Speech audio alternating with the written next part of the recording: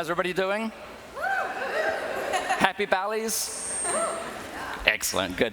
Right, so welcome first. Obviously, from the video highlight reel you saw there, you can see that we're kind of passionate about what we do at Yoox Net-A-Porter. So, as you heard already, Alison's not here. She's sick and completely has lost her voice, so it's just me. But I'm Bryce Pincham. I'm the head of photography and post-production. I've been with Net-A-Porter for 12 years now. Originally started out as a photography team leader and then US photography manager. And then my current role, I've been there for a year and a half. So, been in the fashion photography business for about 25 years now. So, yeah. So Yoox Net-A-Porter is a brand. We've got 4 brands under that umbrella. So there's Net-A-Porter, Mr. Porter, Yoox, and Outnet. So we are the luxury side of that. So we are Net-A-Porter and Mr. Porter. So that's what we're going to be looking at today. Right, let's have a little look here. Just tell you a bit about our team. So globally, we've got over 300 employees. We have 3 studios. We've got 1 in London, 1 in Milan, and 1 in New Jersey. So our team sort of specialize in photography, styling, video, editorial, retouch, production, and product logistics as well. Brands-wise, Net-A-Porter carries over 800 of the top designer brands in the world. And Net-A-Porter, we upload the product 5 times a week. And then Mr. Porter, we carry over 500 brands, and Mr. Porter we upload 3 times a week. And as far as volumes, we shoot quite a lot of stuff.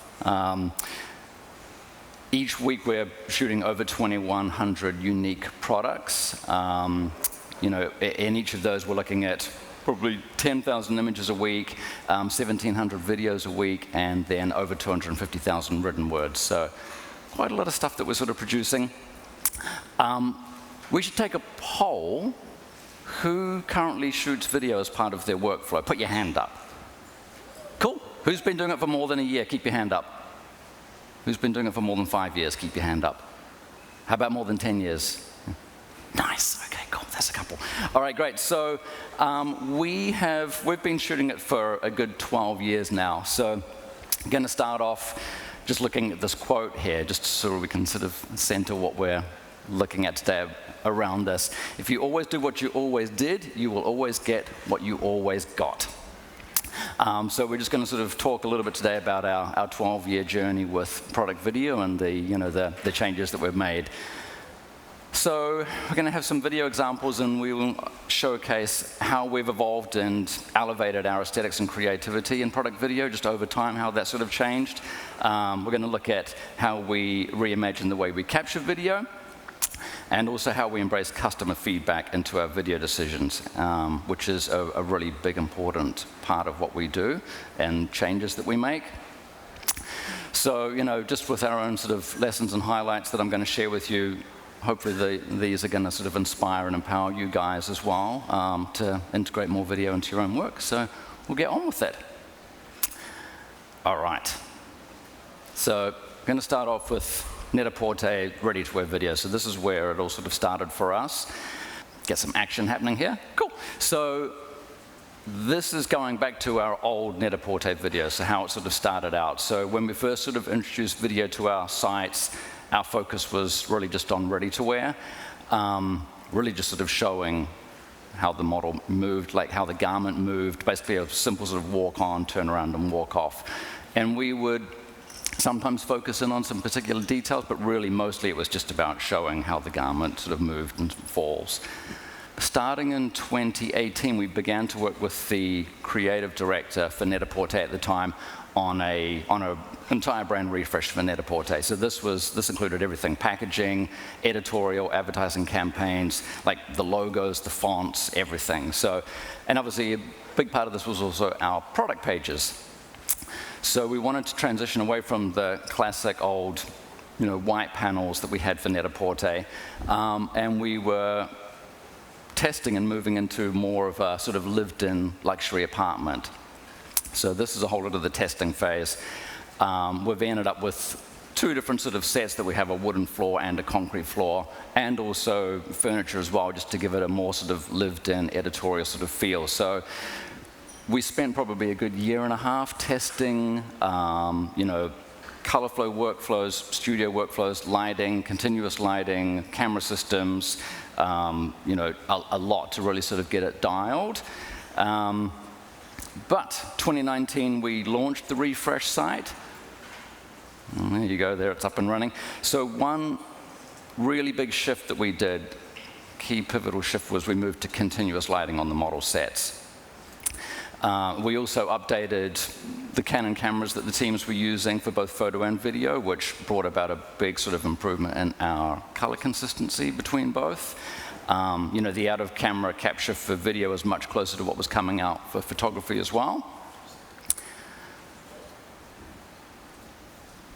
All right, so previously what we'd been doing, the model sets were all shooting with strobe, and video then were down the end of the studio in a black tent. So video was quite separate sort of lighting. The lighting for video was a bit flatter. The backgrounds were purposely blown out a little bit. There weren't really any shadows, so it didn't really match photography that well. It wasn't very consistent. And I kind of feel like basically at the time, video was a bit of an afterthought then. It was at the end of the carousel if the customer needed it. But then on the right, you'll see the red outfit obviously is what we're doing now with the refresh. So we've had a huge improvement, as I said, in the color workflow. Photo and video are now on the same sets. So I've gone away from video being stuck in a tent separate and not really seeing what was going on. Now they're on the same sets with photography and styling and really being involved in the conversation on set and what's happening. And then with the consistency part of it, retouching-wise, we have our internal retouch teams who are color matching all the product in person by eye in the studio.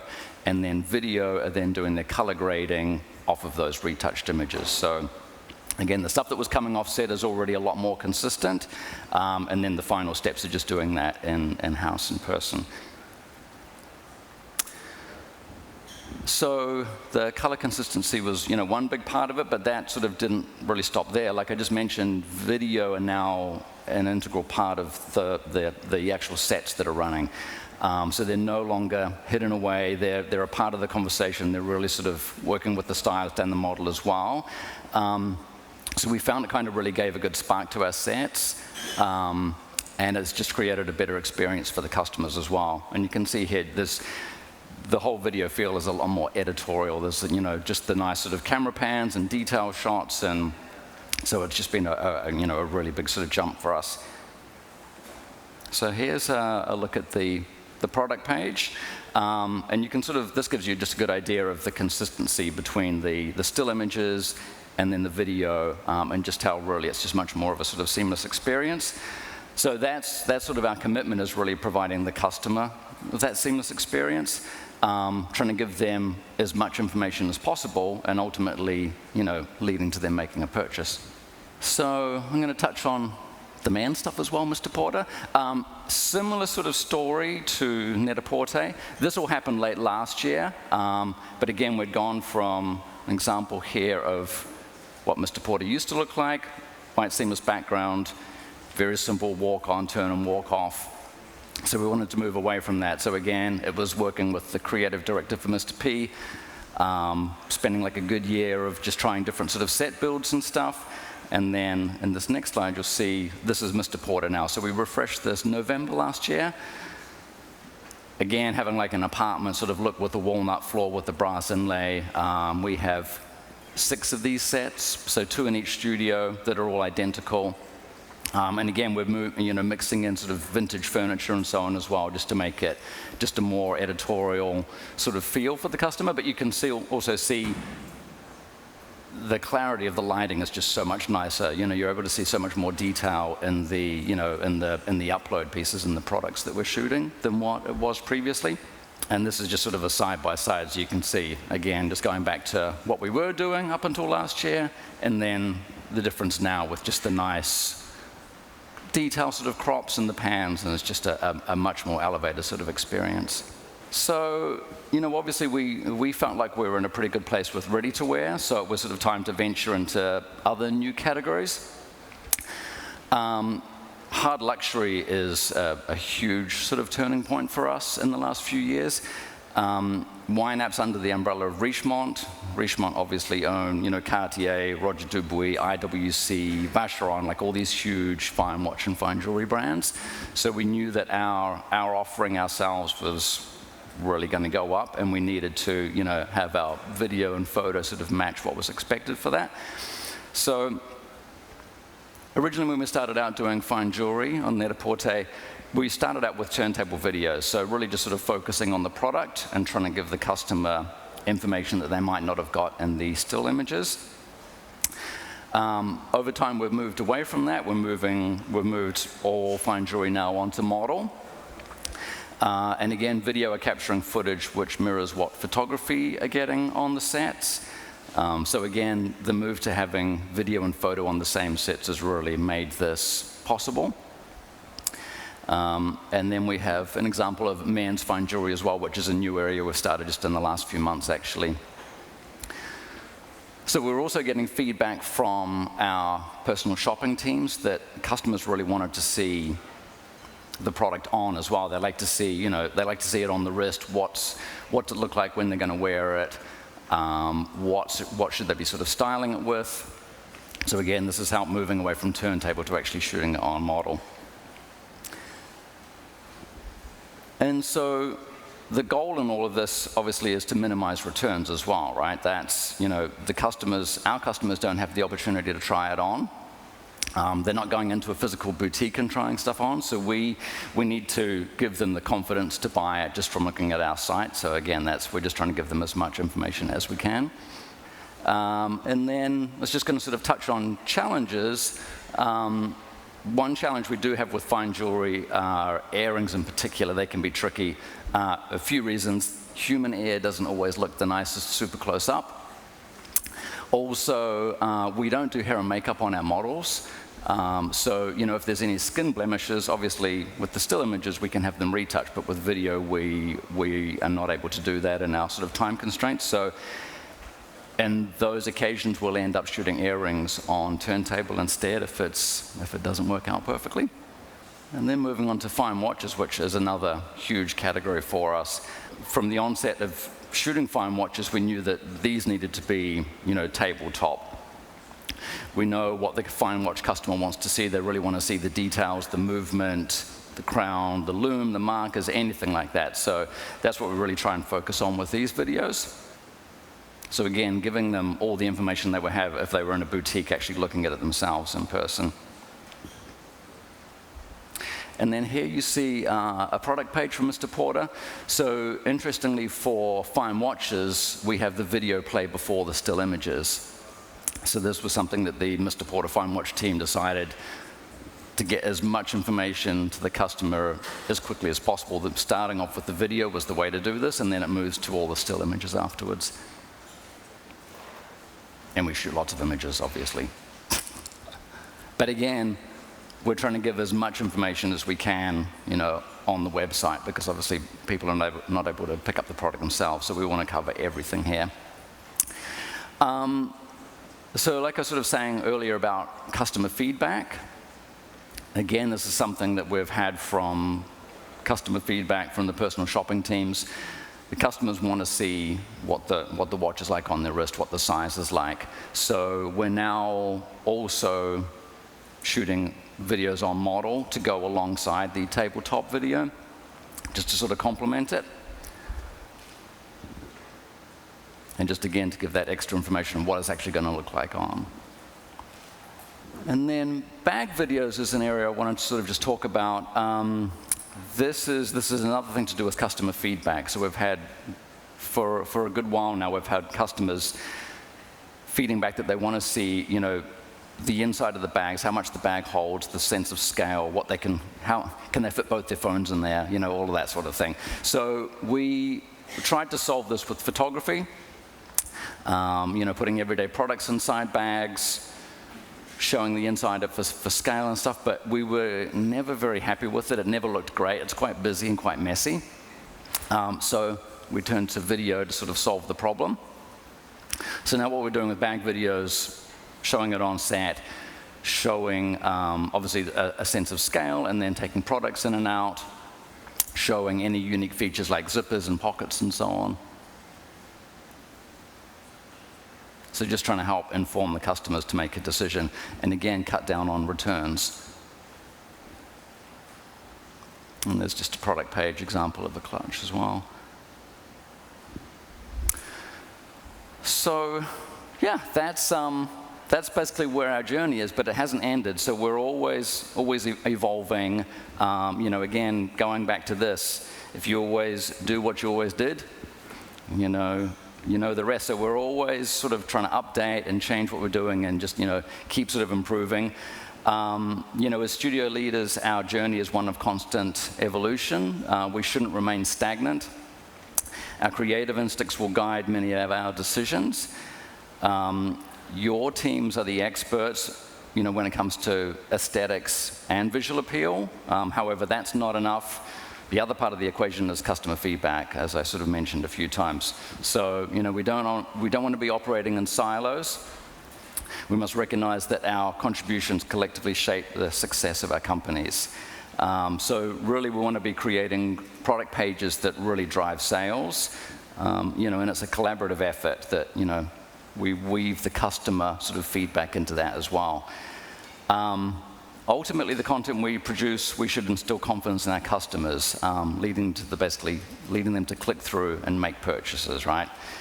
And just for ourselves, with us always evolving, just an example of something that we're now working on at the moment is Net-A-Porter fine jewelry. We recently, early this year, changed how we shoot the photo tabletop images, the still life images, onto like marble surface with a much more dramatic lighting. It used to be on, a white background.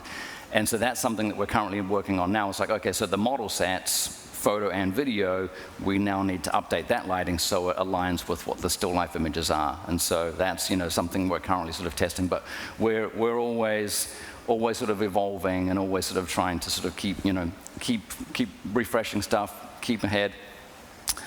And I think that's about it. Thanks. You like that? Awesome job. Awesome job. Thanks. All right. Wow, we got a lot of questions here. Great. All right, Till Jans. How many products do you manage to shoot per day if you're doing both photo and video? Okay, that's fine. I'll give you the US example. Our studios are all different because here we do like an 8-hour day. London, we do a 10-hour day, so there's different numbers. But so here, for an example, in the US studio, we're shooting 45 products a day on a model set. And we try to shoot 80% of that video as well, is what we aim for. But yeah, so that's all happening at the same time. So normally we're shooting stills. Basically, how it sort of works is the photographer's shooting normally like a full-length output view and then like a front and a back, say. And then while the photographer's working on pose selection and so on with the stylist, video will then go in and they will shoot the video section as well. Basically, that will complete the whole thing. Model will go off and get changed. Next look comes on, sort of does it again. So. Awesome, awesome. What were some of the challenges of incorporating video and stills? Did it impact productivity? Well, we've always done it. I mean, I've been there for 12 years and we were already doing it when I turned up. So.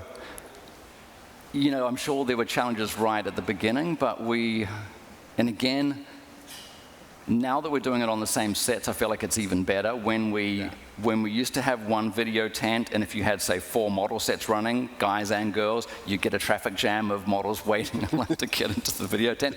So actually, now that the sets are running with a video producer on each set, it really runs pretty seamlessly. And as I said, the photographer's working on, pose selection and cropping and outputting while video's being shot. So really, that's sort of the flow that keeps going. Super efficient. Yeah. Yeah. We try, kind of. Every day getting better. Ali McLeod, e-com photographer is now an established role. Have you sourced talent for PDP videographers and editors? Are they photogs who shift focus? They are video producers. They're not photographers, yeah. So we have a video team. Alexa here's our US video manager. Hi.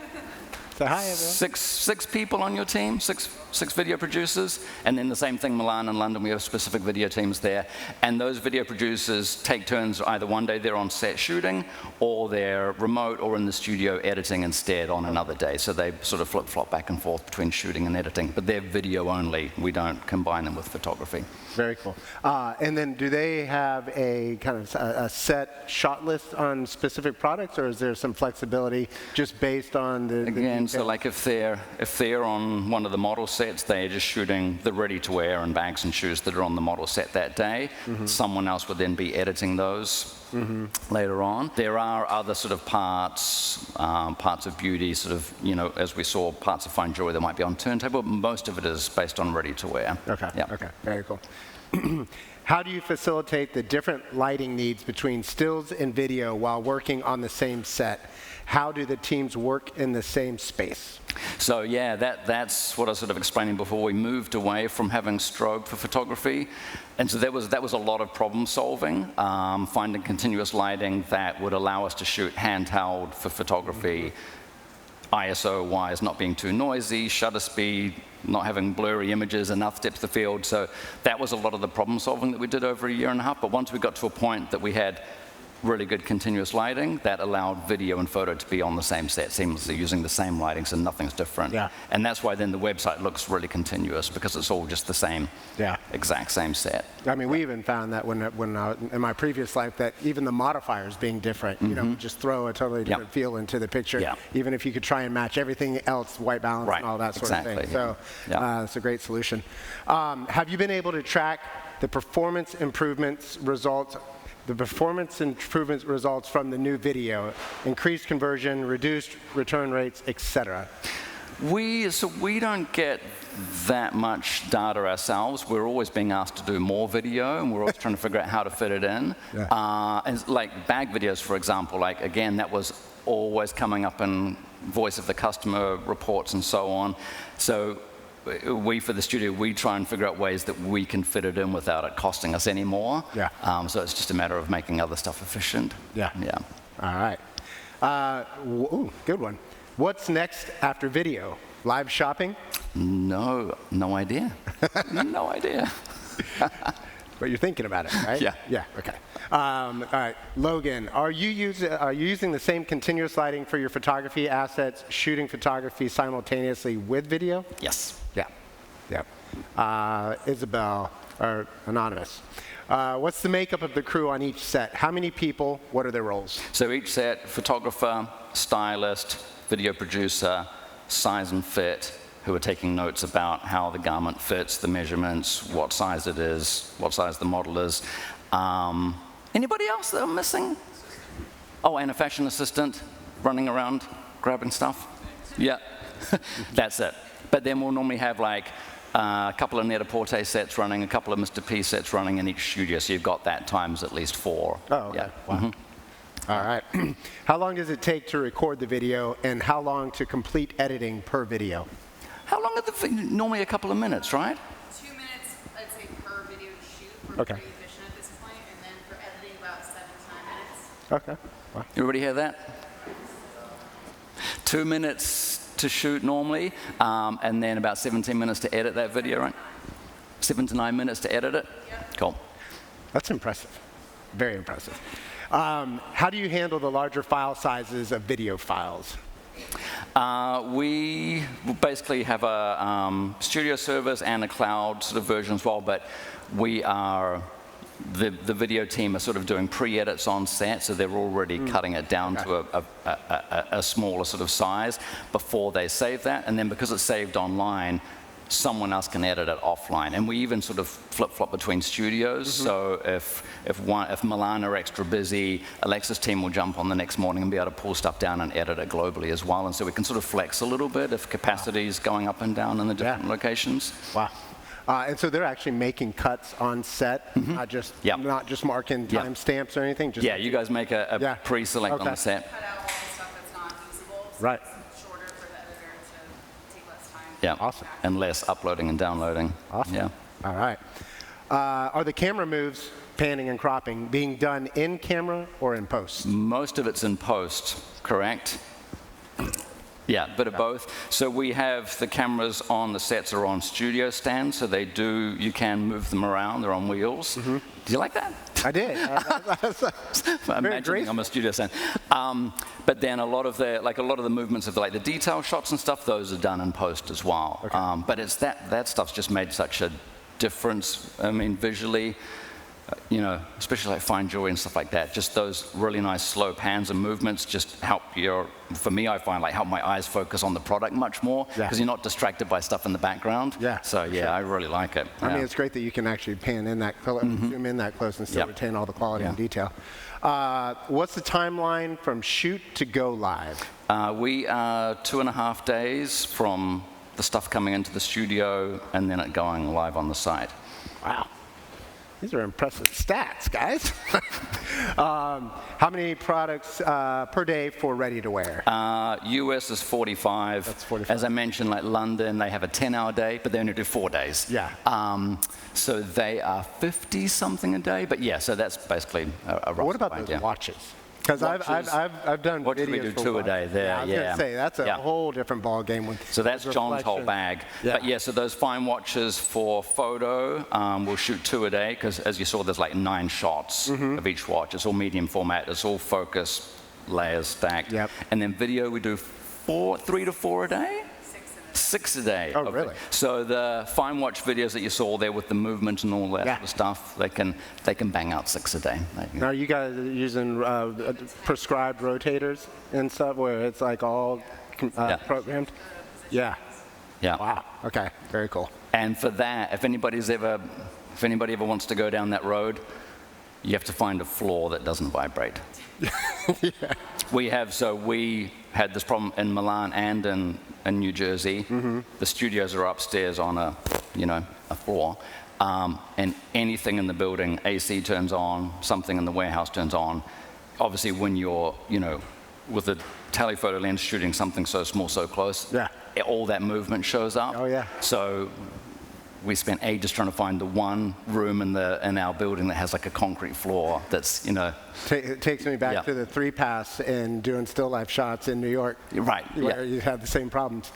All right, how big was the Shift RE investment when it came to casting talent to integrate video? Models with fluid movement, great skin, hands, etc. Yeah, so as I said, we don't have hair or makeup. So the casting process, whenever we're casting for new models, someone from the video team will also go and shoot video as well. So we're looking for, hands, nails, tattoos, skin, all of that as well. We have to consider all of that because we can't take stuff out.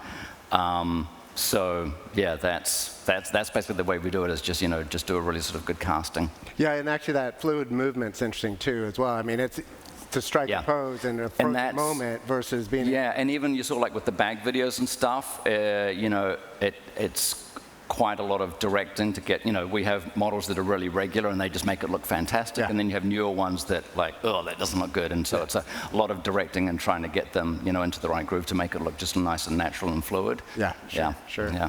All right, let's see.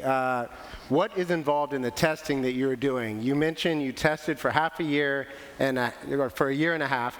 Are you A/B testing? No, we're not A/B testing. As a brand, we can do A/B testing, but it's complicated, and it seems to be you need to really have a majority of the product on the site to test. So obviously, if we're doing something like a refresh, really it's just like internal testing, and it's really just sort of what makes us happy. Like we have an aesthetic we're heading towards.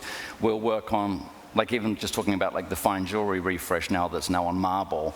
So we probably spent 9 months. And again, we're testing when people have time off of set. Like, okay, we have a spare photographer on Thursday afternoon, right? Okay, let's have them do some more FJ testing. Where did we get to? What didn't we like about it? What do we want to try out further? And just sort of, looking for inspiration and throwing ideas out there, and just sort of, basically that's sort of our creative process too. That's what we all enjoy about it. And our teams really like that. The testing is, because again, it's e-commerce. At the end of the day, you're just shooting numbers, right? Sure. But the testing is one of the elements that gets the teams really excited. Yeah. So that's why we're always like, oh, okay, you know what? How about we look at refreshing this area now? And it's something to sort of start working on. You get people involved in that. So, yeah. Well, and you have that constant feedback loop from your customer. So they're, in essence, guiding you along the way, Yep. to a certain extent, even without testing. So Yeah, they're constantly kind of guiding that direction. Yeah. Well, great. That is all the time we have. Cool. Thank you so much. That was super informative. Loved it. Thank you very much. Thanks, everyone. All right. Give Bryce a big hand.